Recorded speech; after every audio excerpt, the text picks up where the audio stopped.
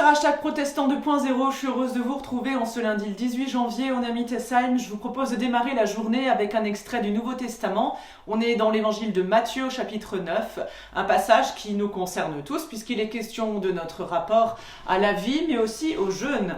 Alors attention, écoutez bien. Les disciples de Jean-Baptiste s'approchèrent alors de Jésus et lui demandèrent « Pourquoi nous et les pharisiens jeûnons-nous souvent, tandis que tes disciples ne le font pas ?» Et Jésus leur répondit « Pensez-vous que les invités d'une noce peuvent être tristes pendant que le marié est avec eux ? Bien sûr que non, mais le temps viendra où le marié leur sera enlevé, alors ils jeûneront. Personne ne répare un vieux vêtement avec une pièce d'étoffe neuve, car cette pièce arracherait une partie du vêtement et la déchirure s'agrandirait encore. On ne verse pas non plus du vin nouveau dans de vieilles outres, sinon les outres éclatent, le vin se répand et les outres sont perdues. On verse au contraire le vin nouveau dans des outres neuves et ainsi le tout se conserve bien. On peut dire qu'on ne peut faire du bon qu'avec du neuf et ainsi donc, Jésus ne va pas dire que le jeûner, s'abstenir de toute nourriture, quelle qu'elle soit et même de boisson, est mal, au contraire. Mais ce à quoi il s'oppose, c'est la tristesse qui s'accompagne à ce jeûne. C'est ce qu'il dit. Le royaume de Dieu, lui, est une bonne nouvelle qui apporte du neuf et du neuf. Alors, il nous dit, nous pouvons nous réjouir, mais seulement si le neuf appelle du neuf. Un message nouveau, des cœurs nouveaux. Ainsi, on ne peut pas faire avec des choses réchauffées quelque chose de meilleur. Comme je le dis souvent, le café réchauffé, c'est pas très bon.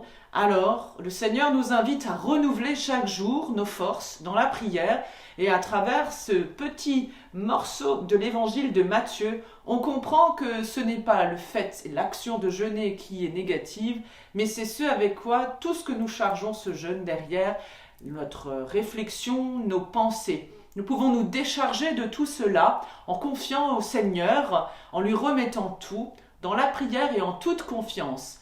Car le royaume, en tout cas, est destiné à tous. C'est ce que le Seigneur nous invite à entendre, à nous décharger pour entrer vraiment en relation avec lui. Et je vous propose la prière du jour, une prière qui nous vient de l'Église réformée de France.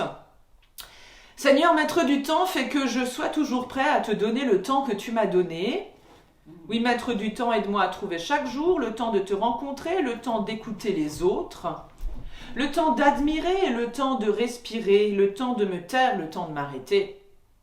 Seigneur, maître du temps, aide-moi à trouver chaque jour le temps de sourire et le temps de remercier, le temps de réfléchir et le temps de pardonner.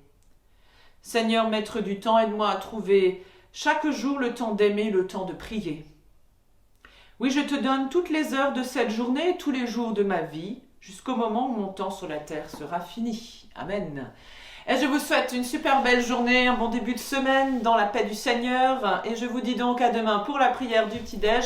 Et on se donne rendez-vous dimanche en vidéo pour un temps de culte live. Portez-vous bien, à plus.